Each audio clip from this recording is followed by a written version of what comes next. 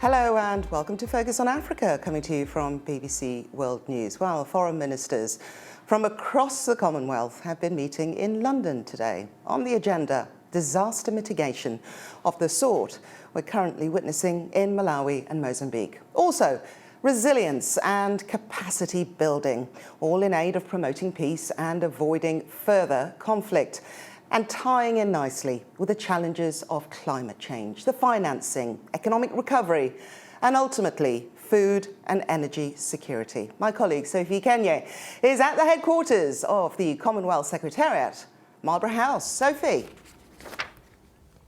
Thank you, Luquesa. As you mentioned there, climate change was obviously high on the agenda of this ministers' meeting. And a little earlier, I spoke to the Secretary General, Baroness Patricia Scotland, who told me a little earlier that things need funding and a lot more attention than before. We've created the Commonwealth Climate Finance Access Hub, with a hub in Mauritius, but with climate finance advisors placed in our countries to make applications upon the basis of the need of the countries and then to get the money. Not to have platitudes, not to have nice, lovely words of warmth, but hard cash. And it's working, but we need more. Well, one of those who attended was Kenya's foreign minister, that is Dr. Alfred Mutua, who joins me now here with me. I mean, there's been a lot that's been discussed. Yes. And I know you've got quite a lot to tell us. You've come from Kenya, and it's also among countries that have been impacted by climate change. Yes, it has. I mean, it's been a tough 4 years because we've not had rainfall. It has failed. People are planting, plowing, and rains will not come. They'll drop a few. And so we are experiencing firsthand the effects of climate change. Even for the first time in our history, we've lost wild animals. We've lost close to 200 elephants have died as a result of the drought. So when people talk about climate change, we have felt it, we smelt it, we feel it. It has devastated the economies, and our economy is not doing very well as a result of the climate change effects, because if agriculture fails, then the economy spirals downwards. I'm just curious, though, how this Commonwealth meeting is helping your agenda. It's good because what it is, it's galvanizing our voices so we can speak with the same voice. And it's all about loss and damage. It's all about telling the rest of the world that it is important to realize that majority of the members, especially if we talk for African continent, we only pollute 3%. And yet we are suffering the brunt of climate change. So it's about, we have to discuss the international financial system. We have to discuss how people can be compensated. We have to discuss a change in habits. We have to discuss rewarding the people who are doing better. Take, for example, Kenya. We use renewable energy. 92% of energy is renewable. We are pushing towards 100%. We've decided not to exploit our coal reserves. We have oil. We decided not to exploit our oil reserves. Why? Because we care about the environment. So for the nations that exploited all these resources and have polluted the world and caused the problems that they're in, they also need to be responsible. What promises have you been given, and how are you pushing to make sure this funding that you've mentioned actually comes through? There's a 100 billion promise over the next 5 years. We talked about it in COP27. It's a conversation that is ongoing, and we're going to push and push and push. We have a voice. I mean, today we're interconnected. You can really not ignore what goes on in the rest of the world just because you are from a rich country. It will connect you. What COVID taught us is that it didn't matter that if you had somebody who was coughing in one corner of the world and you thought that you could rest easy, that you'd be okay, the next thing it's your aunt who was looking for a ventilator where you are. So we are interconnected. So it's not just an issue of people giving promises, not funding. It's an issue of you fund it because you're only funding it for your own good, not only for the good of the other nations that are suffering. I'm afraid we've run out of time, Dr. Alfred Mutua, but thank you very much for speaking to us on the program. Thank you. Thank you.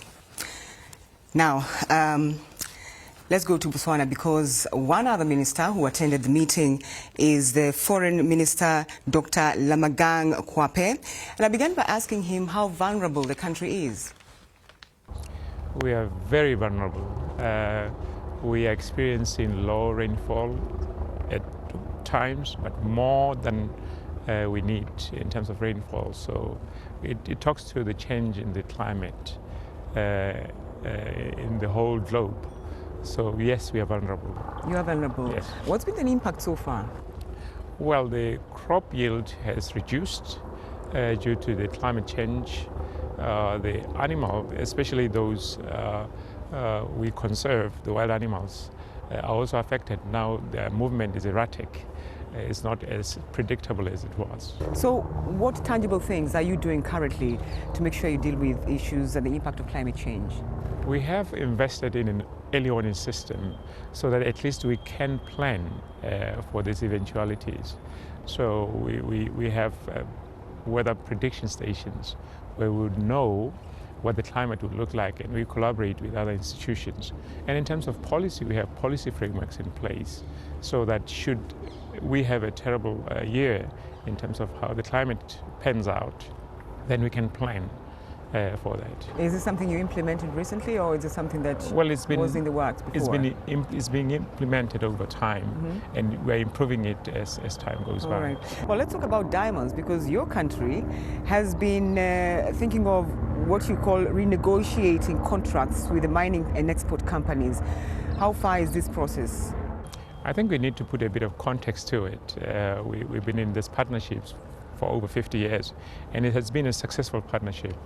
But we realize that things have changed over time, and primarily we are negotiating licenses. But given that we are the #1 producer of diamond by value and volume, we believe we should be able to get more out of it than we've been getting. We've now have skilled manpower who can do the work, and we need to be involved in the value chain so that we can maximize our benefit from the diamonds. I mean, there are people who say, look, Botswana needs to diversify now. I mean, it's just not diamonds. What do you think of that? Absolutely, we need to diversify, but we have this providence given to us. We need to manage it sustainably. We need to get the best value out of it. And one of the diversification is to really get more from the diamonds when we have them, and also invest in other sectors like agriculture, in manufacturing, especially on the diamond space. We could actually benefit more if we are engaged in manufacturing of the raw material from the diamond. So, but are you still looking for what you call the relaxation of the trade of wildlife parts and trophies? Well, we are members of the CITES, and there are rules and procedures in the CITES. And the other thing that is important to state is that we have the largest herd of elephant roaming in the wild in the country. The last thing that I want to mention is that 40% of Botswana is put aside for conservation. So we've done quite a lot over the years, and we want to maintain that. However, there are issues of human-wildlife conflict. So we have to deal with those issues. And if the number of these elephants and other animals grow beyond we could handle, then there will be a conflict. So we need to find ways. And CITES have actually come up with a system where we could, over time, manage the wildlife stock. Is this something that the local Botswana, the population is in agreement with? Well, in agreement, because we are members of the CITES and we have a quota, and we've never, by the way, met that quota. We've always ever had less than 400 that was allocated to us. In terms of the community, they do benefit, because when we do open up and people buy these animals, the community trusts benefit, and some of the communities are the best guides in terms of identifying the species. So they do benefit in a way. How is the relationship right now between the former president, Ian Khama, and the current president? Well, it's public knowledge that the former president is no longer in the country. But he wants he'd like to come back. He's residing in South Africa. I think you could ask him about his plans of coming back. But I need to say this, that he remains a former president, and all the benefits that former presidents get, he gets. If he wants to travel, all he needs to do is request. But you asked me if he's coming back, and I put it back to you, and maybe you can ask him if he wants to come back. Is the arrest warrant against him still on? There was no arrest warrant against the former president. There was no warrant of arrest against the former president? Yes. Can you say that again? The former president's warrant of arrest is still, well, let me put it this way. We will have to engage the Ministry of Justice to find out the status of any arrest warrant, if any. And that's Botswana's Foreign Minister, Dr. Lima Khan. Now, Togo has joined the Commonwealth. Yes, and that's one of the questions that my colleague Ata Ahebla asked. Why really did you join the Commonwealth with everything that's going on, even within your country, and all the issues that are being raised by Commonwealth countries? Our decision is a decision of the people of Togo, and of course of the government of Togo, just because, you know, Commonwealth is one of the best, you know, organizations in the world. We want to share our values about democracy, human rights, you know, diversity is very important for us in Togo. That's why, as a new member of Commonwealth, we are very happy to, you know, to share all the values in the world with you, with our friend. What are you bringing to the Commonwealth, and what are you taking from it? What Togo is offering? In Togo, we have the only deep port in Togo, in West African region. Maritime port. So Togo is like the gate of West Africa. And Togo is right now the hub, the most important bank, for example, in Africa. The headquarters is in Lomé. We have one of the best airlines company in Togo. From Togo, you can reach all West African or all Central African countries.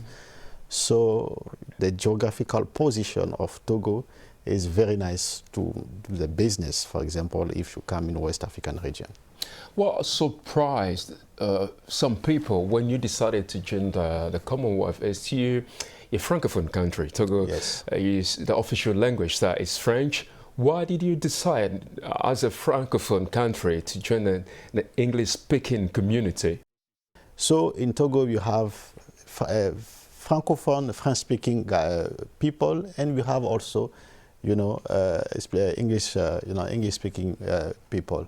Secondly, Commonwealth, as I told you, is a very big diplomatic network in the world.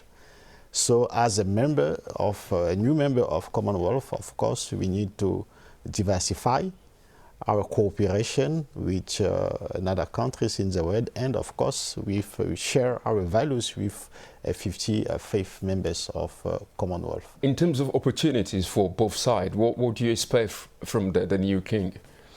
Business. I think business is very important, because right now in Togo, the new vision of Togolese diplomacy is economic diplomacy. To talk on specifically about business between Togo and the UK is what is more important for us. We need to build a new partnership between UK and Togo. And that's Togo's Foreign Minister, Robert Duce. Well, Lucas, there have been such fascinating conversations here with a lot of promises, so everyone is hoping that they will bear fruit. Back to you in studio. Sophie, thank you very much indeed. Well, stay with us because still to come, Mimi has the sport live from Kigali, covering the run-up to the 73rd FIFA Congress on Thursday.